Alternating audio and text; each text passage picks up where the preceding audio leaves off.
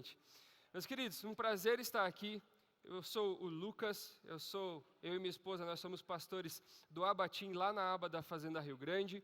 E, inclusive, um grande abraço para o pessoal da Fazenda Rio Grande. E é um prazer inenarrável estar aqui. É um prazer gigantesco. Não tenho palavras para descrever, meu pescoço já deve estar tudo vermelho aqui, de vergonha, que meu coração deve estar batendo forte aqui. Estou nervoso em ver toda essa multidão aqui, ver vocês sedentos pela palavra de Deus. Meus queridos, eu sei que eu já perguntei, mas está tudo bem com vocês? Tudo bem mesmo? Eu estou ótimo. Dormi bem pra caramba essa noite. Meus queridos, gostaria de conversar com vocês um pouquinho. Para aqueles que já me conhecem, sabem que eu gosto de viajar um pouco na Bíblia. E viajar na Bíblia é um negócio que eu gosto porque nós vemos o que Deus fez no Antigo Testamento, o que Deus fez durante a vida de Jesus e o que Ele fez depois da vida de Jesus, que isso inclui as nossas vidas. E eu gostaria de compartilhar uma palavra com vocês, que o Espírito Santo falou comigo há um tempo atrás, sobre um assunto que é maravilhoso. E esse assunto é: a palavra está aí, você lê quem quer. Não tem um ditado aí que a galera está falando aí que o golpe está aí, cai quem quer? Não tem? Tem ou não tem?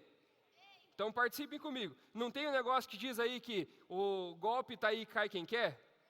Só que quando a gente é crente, a gente fala o seguinte, que a palavra de Deus está aí e lê ela quem quer. Ou, a palavra de Deus está aqui e é você quem se expõe a ela.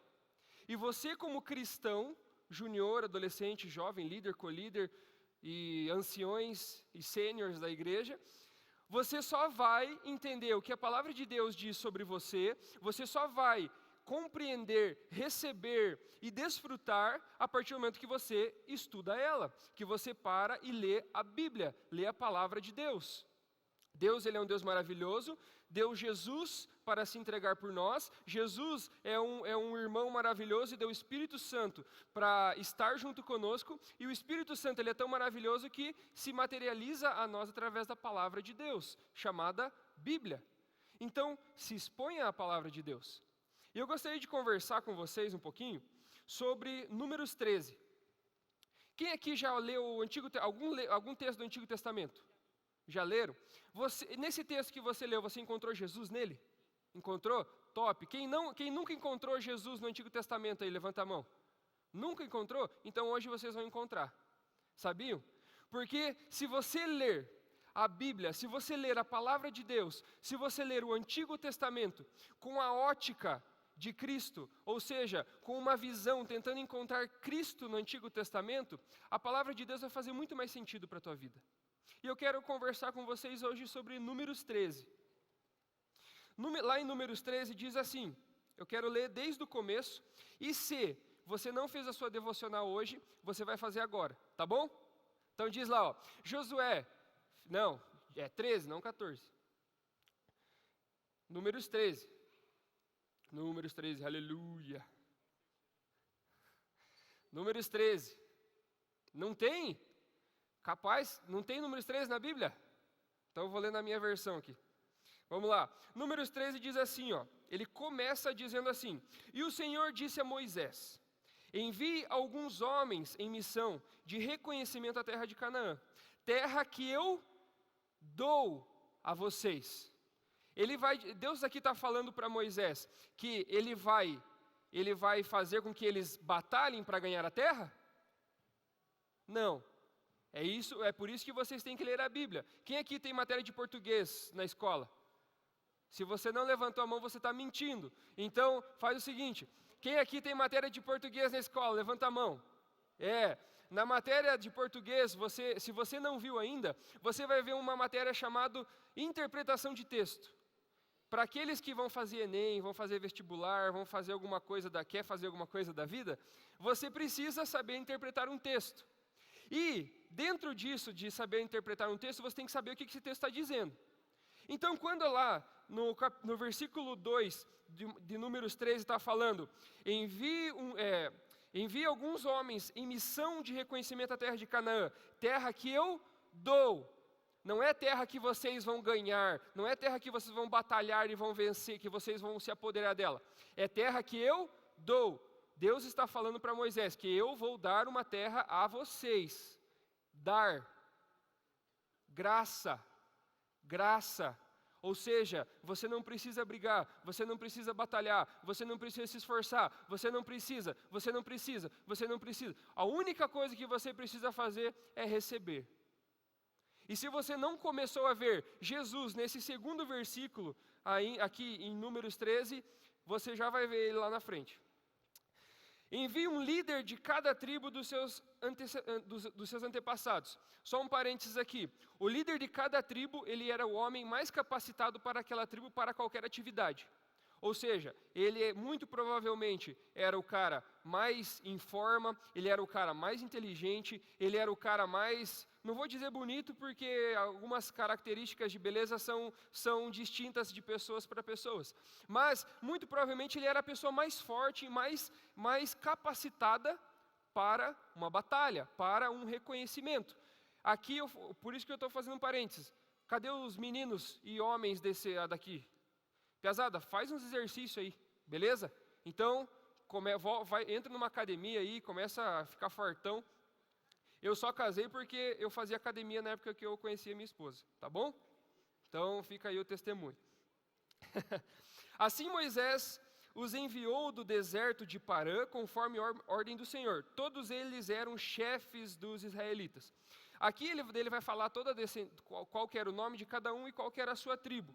Aí eu vou passar lá para Números 13, versículo 17, que fala assim: quando Moisés os enviou para observar em Canaã, disse: subam pelo Neguebe. Subam pelo Neguebe. E por que eu falei que eu gosto de viajar um pouco na palavra de Deus? Porque eu gosto de ver os significados das coisas. Quando eu estou lendo a Bíblia, eu gosto de ter do meu lado alguma coisa que me explique o que são determinadas coisas. Por exemplo, alguns números, alguns nomes, alguns objetos, algumas frutas. Tudo na Bíblia tem um significado. E a palavra Neguebe quer dizer lugar árido. A palavra Neguebe quer dizer um lugar seco, de sequidão. Alguém conhece algum lugar árido aqui? Deserto é um grande exemplo disso, é ou não é? Deserto é um grande exemplo disso. Então o Neguebe era um lugar deserto, era um lugar que eles iriam passar. Moisés falou, passem pelo Neguebe. Ele não falou, fiquem no Neguebe, ele falou, passem. Passem pelo Neguebe. E prossigam até a região montanhosa. Vejam como é a terra, se o povo que vive lá, ele é forte ou fraco, se o povo, eles são em muitos ou poucos, se a terra que eles habitam é boa ou é ruim, se as cidades em que eles vivem são cidades com muros, ou são sem muros ou fortificadas, se o solo é fértil ou pobre, se existe ali florestas ou não. Sejam corajosos. Depois de tudo isso, de falar que eles iriam passar por um deserto e falar que eles precisariam ver todas essas situações da terra ali, se tinham pessoas que eram fortes ou fracas, grandes ou pequenas, se o solo ele era fértil ou não, ele termina essa frase falando, sejam corajosos. E hoje eu quero dizer para vocês, sejam corajosos. Vocês já vão entender por que eu estou falando isso para vocês. E ele termina falando lá, sejam corajosos. Tragam algumas frutas da terra. E era a época do início da colheita das uvas. Então, eles subiram e observaram a terra desde o deserto de Zin até Reob, na direção de Lebe-Hamate. Subiram do Neguebe e chegaram a Hebron, onde viviam Aimã. Aqui ele vai falar sobre um monte de coisa. Quando chegaram ao vale de Escol, cortaram um ramo ao qual pendia um único cacho de uva. Vem aqui, bonitão. Você mesmo, chega aí. Você, bonitão, chega aqui. Imagine o seguinte. Calma aí, olha lá. Ele está falando o seguinte. Pendia um único cacho de uva. 2 deles carregaram o cacho pendurado numa vara. Imaginem que existe uma vara aqui no ombro de vocês, tá bom? Não, irmão, eu acho que eu vou passar dessa vez, porque senão você vai machucar esse piá aqui, ó, tá bom? Imagine o seguinte, que aqui no ombro de cada um deles tem uma vara, e nessa vara tem um cacho de uva. Ou seja, um homem não foi suficiente para pegar um cacho de uva. Qual que é o tamanho de um cacho de uva normalmente? O tamanho de um palmo, mais ou menos. 2 palmos, para ser generoso.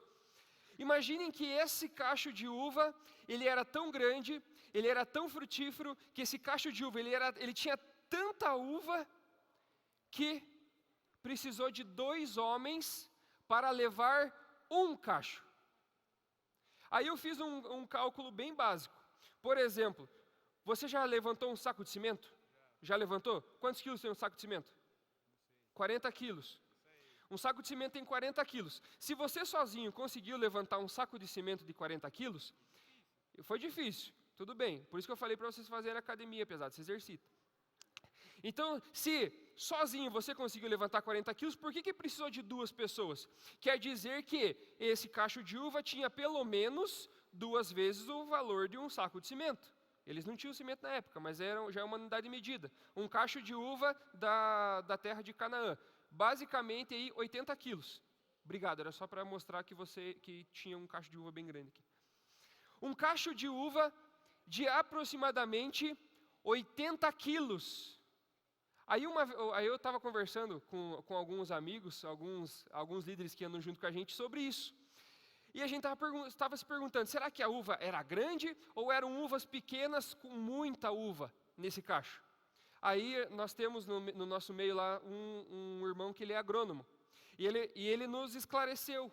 Ele falou que não eram uvas grandes, porque senão o ramo da videira não suportaria o peso de uma uva grande. Então eram uvas pequenas, só que eram muitas uvas. Em um cacho só, eram muitas uvas. Tá bom? Só para esclarecer isso aí para tirar uma dúvida que vocês podem ficar. Então, 2 homens tiveram que pegar um cacho de uva, aproximadamente 80 quilos. Eu não sei se você já entendeu, mas eles foram para um lugar onde tinha leite e mel. Quando a Bíblia fala sobre leite e mel, ela tem 2 significados para essas palavras. Um significado para cada uma. A palavra leite, ela tem um significado de renascimento. Ou seja, uma mãe, quando ela vai amamentar, ela amamenta o quê? Um recém-nascido. Então a palavra leite, sempre que vocês verem leite na Bíblia, ela vai falar sobre renascimento, sobre alguma coisa que é nova, sobre alguma coisa que está engatinhando, alguma coisa que acabou de nascer. E a palavra mel significa prosperidade ou abundância. Olha só, Deus falou para Moisés para enviar o líder de cada tribo, passar por um deserto e ir até um lugar que mana leite e mel. Um lugar que lá vocês vão ter um renascimento e lá vocês vão ter abundância. E o que eles encontram lá? E eles pegam para si, em uma vara, um cacho de uva de aproximadamente 80 quilos. Quando a Bíblia fala sobre uva, sobre vinho, eu penso, a primeira coisa que vem na minha mente é sobre a última ceia. Quando Jesus ele pega um cálice e ele fala, bebam, esse é o meu sangue que eu dou por vocês. Vocês começaram a ver Jesus aqui nesse texto? Começaram a ver Jesus nesse texto? Um cacho de uva do tamanho de um homem. Um cacho de uva do tamanho de um homem. E eles estavam levando isso para mostrar o quanto essa terra era fértil. Deixa eu continuar aqui, senão eu vou parar no meio do caminho, eu vou ficar só no cacho de uva e eu não vou conseguir ir para frente. Aí eles foram lá, pegaram o cacho de uva e tudo. 2 deles carregavam um cacho pendente numa vara. Colheram também romãs e figos. Isso está lá em Números 13, 23, se você está anotando. Eles também, além de colherem um cacho de uva do tamanho de um homem, de 80 quilos, eles também colheram romãs e figos. duas curiosidades aqui para vocês. O número médio de sementes dentro de uma romã são 613. Vocês sabem o que esse número tem em relação a nós que somos cristãos ou acreditamos em Deus? 613 é o mesmo número de mandamentos que os judeus têm. Então Deus deu os 10 mandamentos para Moisés, Moisés levou esses 10 mandamentos para a comunidade, para os israelitas, e desses 10 mandamentos eles fizeram 613. Os judeus hoje, eles têm 613 mandamentos. Então, quando você ouvir falar sobre cumprir a lei, cumprir os mandamentos, se você quer ser justificado em cumprir a lei, você tem que cumprir ela toda. Não são apenas os 10 mandamentos, mas sim os 613 mandamentos que a comunidade judaica tem. E essa é a curiosidade sobre a romã. O número médio de sementes dentro de uma romã é 613. Se você pegar uma romã que esteja madura, você abrir ela e contar as sementes, a probabilidade de você encontrar 613 sementes lá é muito grande. Beleza? O significado de romã é fertilidade. Fertilidade. Ou significa a perfeição. A perfeição do amor de Cristo. O significado de romã é a perfeição do amor de Cristo. Olha isso. Você está me acompanhando até aqui? Eu já vou chegar em algum lugar com tudo isso aqui que eu estou falando, tá? Eles também pegaram figos. Se você não sabe, lá no Gênesis, quando Adão e Eva eles comeram do fruto, quando eles ouviram a voz do Senhor, eles se sentiram envergonhados. E para eles cobrirem aquilo pelo qual eles estavam se sentindo envergonhados, eles pegaram folha de figueira. Eles foram numa figueira, pegaram folha e tamparam a sua intimidade. E os líderes de cada tribo pegaram romãs e figos. E o significado de figo é abundância e segurança. Alguém aqui se sente perseguido? Alguém aqui se sente perseguido? Alguém aqui sente que você não consegue desenvolver algo na sua vida? Ou seja, que você se sente um inútil? Alguém aqui sente isso? Alguém aqui pensa de si algo que não é o que a palavra de Deus diz? Alguém aqui pensa que não é merecedor do amor de Deus?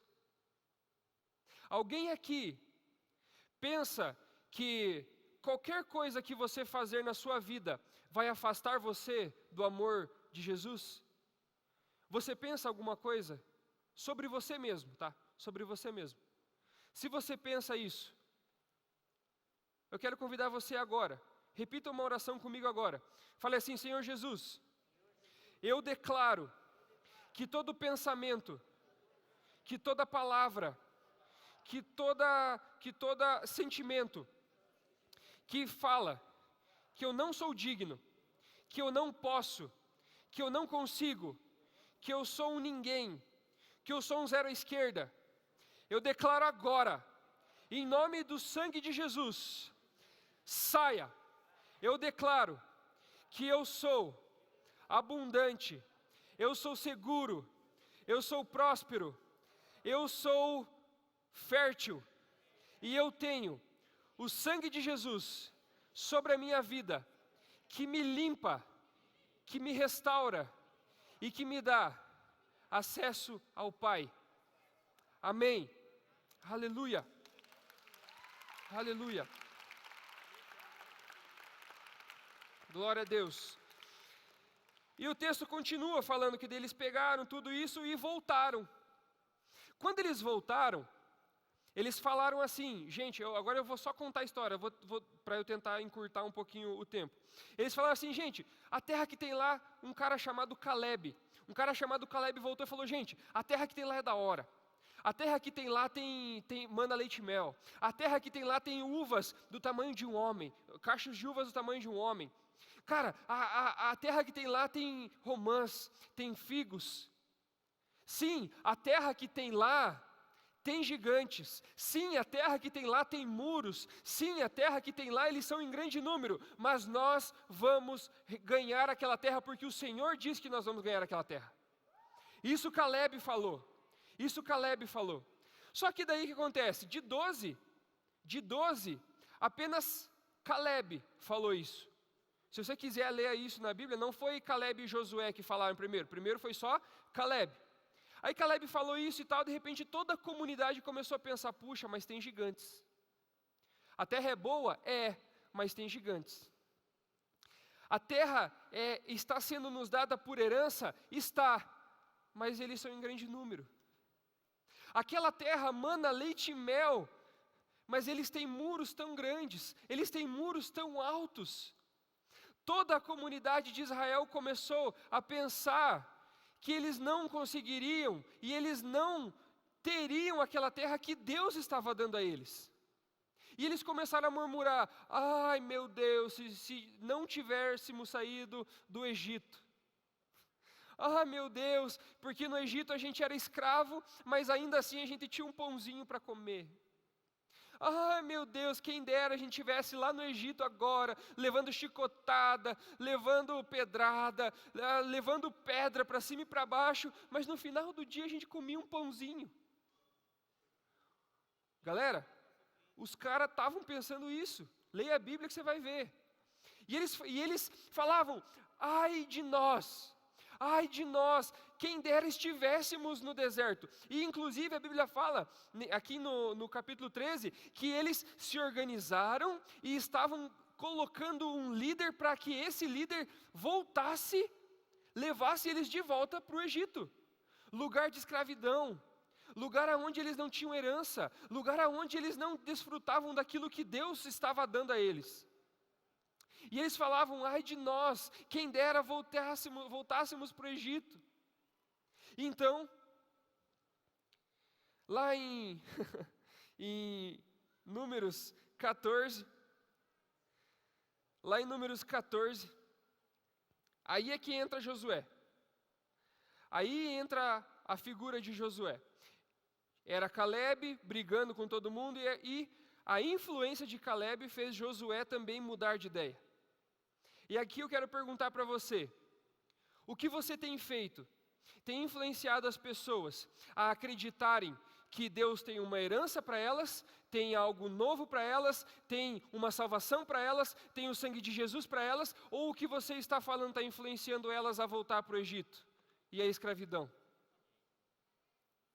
Josué foi instigado pelas palavras de Caleb. Normalmente quando a gente vê essa história, a gente fala, é Josué e Caleb, é Josué e Caleb, é Josué e Caleb. Mas se você ler Números 13, você vai ver que apenas quem falou sobre a terra foi Caleb. E depois que toda a comunidade estava se organizando para levantar um líder e voltar para o Egito, é que Josué entra na história.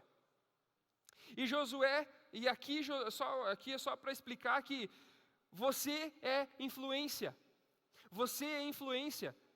O que você fala vai levar a pessoa a desfrutar a herança que Deus já colocou à disposição de nós, ou o que você fala vai levar as pessoas a um lugar de deserto, a um lugar de escravidão, a um lugar que elas vão apanhar, elas vão sofrer.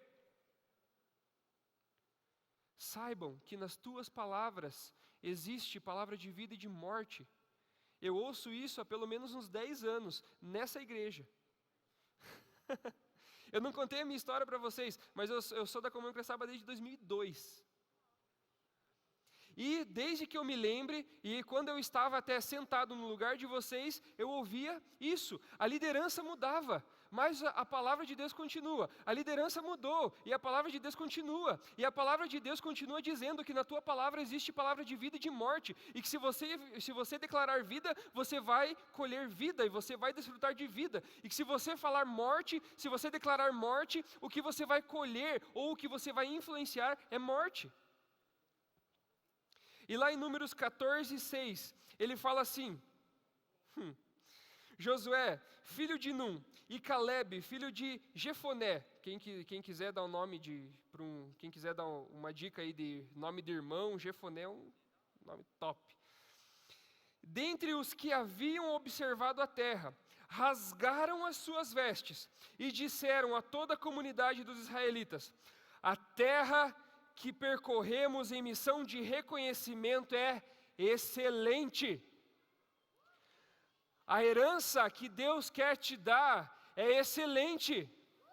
O que Deus já falou sobre a tua vida, já prometeu para a tua vida, o que Deus e o próprio Jesus orou pela sua vida é excelente.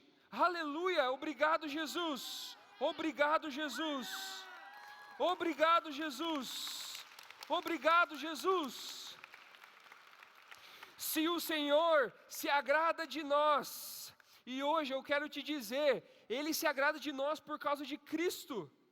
Ele nos fará entrar nessa terra, onde mana leite e mel, e dará a nós.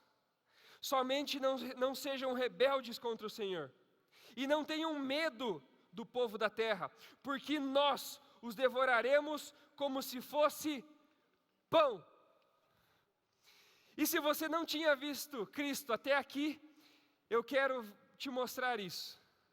Eles vão para um lugar onde mana leite e mel, eles pegam um cacho de uva do tamanho de um homem, eles pegam romãs, eles pegam figos, e nessa mistura toda, faltava um ingrediente para você achar Cristo aqui. E esse ingrediente era o pão. Esse item era o pão. Esse era o último item que faltava para a gente ver Cristo nesse texto. Porque eles sabiam, eles tinham as palavras, eles viram, eles pegaram. Mas faltava um ingrediente, faltava um item. E esse item era o pão. E o pão, assim como o vinho, um dia Jesus, sentado com seus discípulos, ele pega esse pão, ele pega um pão, e ele parte ao meio. E o que Jesus fala? Ele fala: esse é o meu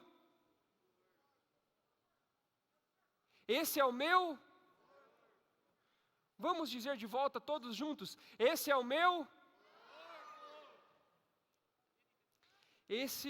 meu corpo, que eu entrego por vós. Jesus, ele já fez tudo o que ele precisava fazer. Jesus, ele escolheu deixar de ser Deus para virar homem. Jesus escolheu deixar de ser apenas um homem para se tornar um servo. E como servo, ensinar aqueles que estavam ao redor dele. E depois disso ainda, ele escolheu se entregar, ter o seu corpo rasgado, ter o seu sangue derramado, para que você fosse chamado filho de Deus. Glória a Deus! Glória a Deus! E Josué e Caleb está falando nesse texto que se existia alguma coisa que falava contra a eles desfrutarem dessa herança, veio o pão, veio Cristo, veio Jesus e se entregou por nós. E eu quero ler 3 versículos com vocês aqui hoje. 4, desculpa. O primeiro deles está lá em João 14:2, que diz assim: digo-lhes a verdade. Aqui é Jesus orando, tá bom? Prestem atenção nisso. Aqui é Jesus orando e falando sobre você.